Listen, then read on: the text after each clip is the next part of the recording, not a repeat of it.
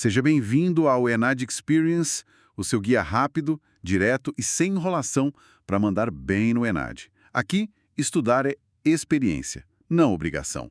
Hoje, a gente vai fazer uma análise profunda de um tema, assim, crucial, né? A relação entre racismo estrutural e desigualdade social no Brasil. Temos em mãos vários artigos, pesquisas recentes, a ideia é entender melhor as raízes disso, como se manifesta e, claro, possíveis caminhos para enfrentar, né? Tudo com base nesses materiais. Exato. É um mergulho para ver como o racismo vai além daquele preconceito que a gente vê no dia a dia, sabe? Como ele impacta as estruturas mesmo, a economia e até as chances de vida da população negra, que, bom, é a maioria no país. Vamos olhar dados, diferentes visões da sociologia e até umas iniciativas interessantes que apareceram, como o cooperativismo negro. Perfeito.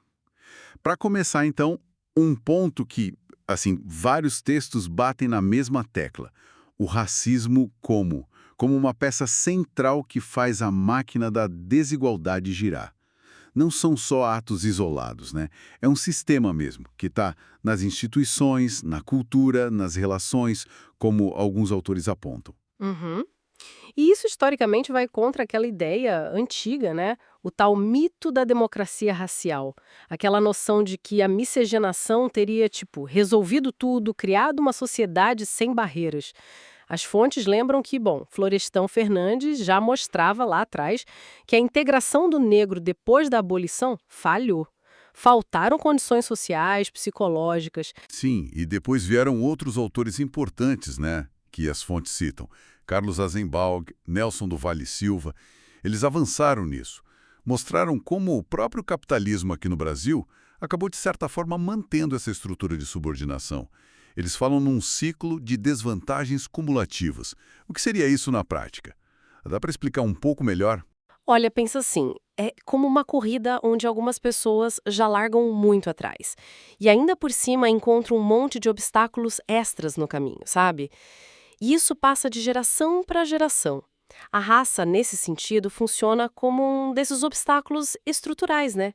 Limita as oportunidades de um jeito. Sistemático, é o que alguns textos argumentam. Chegam a ganhar, em média, 82% a mais que os negros na força de trabalho.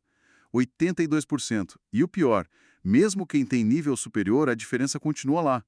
Negros ganhando algo entre os 57% e 65% do salário de brancos com a mesma formação. É muita coisa. Muita coisa. E tem mais. Dados de 2018 mostravam que só 29,9% dos cargos de gerência eram ocupados por pessoas negras. Isso sendo elas a maioria da força de trabalho, né? Isso mostra uma segregação ocupacional muito forte. O exemplo do emprego doméstico que aparece aqui é bem claro. É um setor majoritariamente feminino, claro, 91,4% mulheres, mas dentro disso, 67,3% são mulheres negras. E muitas vezes em condições bem precárias, né? Sem direitos garantidos. Pois é uma desigualdade que, como as fontes mostram, não dá para explicar só pela classe ou pela escolaridade. A raça entra como um fator que limita mesmo, e essa desigualdade se espalha, né? A pobreza também tem cor. Um dos estudos aqui mencionava que negros eram 64% dos pobres, mesmo sendo 45% da população total. Uma desproporção enorme. Enorme. E isso vai até para o acesso a serviços básicos, como o saneamento, coleta de lixo. Os dados que uma das fontes traz mostram essa diferença também. Tá. Então, o cenário é complexo, difícil, mas, por outro lado, achei interessante que uma das fontes explora o cooperativismo negro. Fala disso como uma ferramenta histórica até, né? De resistência. Exatamente. Traz exemplos bem legais, tanto nos Estados Unidos, desde o século XIX, tipo a Freedom Quilting Bee, quanto aqui no Brasil.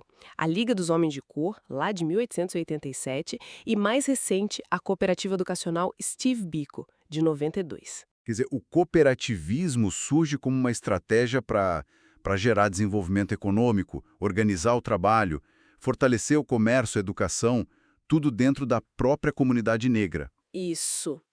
Uma forma de buscar autonomia, né? Mas Mas tem desafio, certo? A mesma fonte aponta isso. tem, claro. O acesso ao crédito, por exemplo, é um problemão.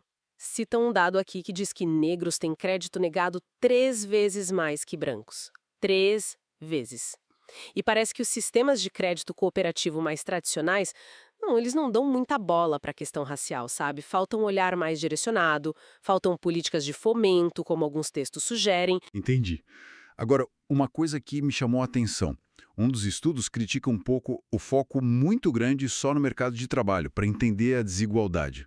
Argumenta que isso pode acabar ignorando outras coisas importantes, tipo a informalidade, a precariedade, dimensões da vida que não são só emprego formal, né?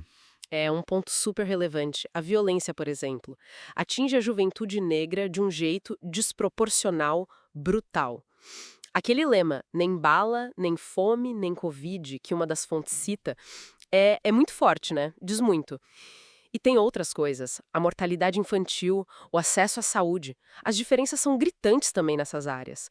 São outras faces dessa mesma desigualdade estrutural. E aí que entram aquelas tais perspectivas interseccionais que alguns textos mencionam, que olham raça, gênero, classe, tudo junto. Exatamente. A ideia é essa, não dá para isolar. Raça, gênero, classe, essas coisas se cruzam, se sobrepõem, criando experiências muito particulares de desvantagem. Não tem como hierarquizar, dizer o que pesa mais. E até a própria classificação racial no Brasil é complexa, né? É influenciada pela posição social. Tem aquela frase popular que um dos textos cita: dinheiro embranquece, pobreza escurece. Mostra como é fluido e ligado à estrutura social. Nossa, quanta coisa. Então, o que fica bem claro dessa nossa análise dos materiais é que a desigualdade racial no Brasil é persistente. Tem muitas camadas. É moldada por esse racismo estrutural que vai muito além do xingamento na rua, né? Afeta a renda, a saúde, a chance de viver mais ou menos. As interpretações podem variar um pouco, mas os dados mostram uma realidade bem dura. Sem dúvida. E a reflexão importante, pensando até no ENAD, é justamente essa complexidade toda. Para superar essa desigualdade, não basta só política focada no mercado ou só na educação. É preciso questionar as estruturas mesmo. E talvez, quem sabe, pensar em outros modelos de desenvolvimento, de organização social, como a própria história do cooperativismo negro sugere, né? A pergunta que fica no ar depois de ler tudo isso é: como é que a gente desmonta um ciclo de desvantagens que está tão fundo na nossa história e tão presente no nosso dia a dia? É o grande desafio. Encerramos mais um episódio do ENAD Experience. Continue sua jornada de estudos com disciplina e propósito. Até breve!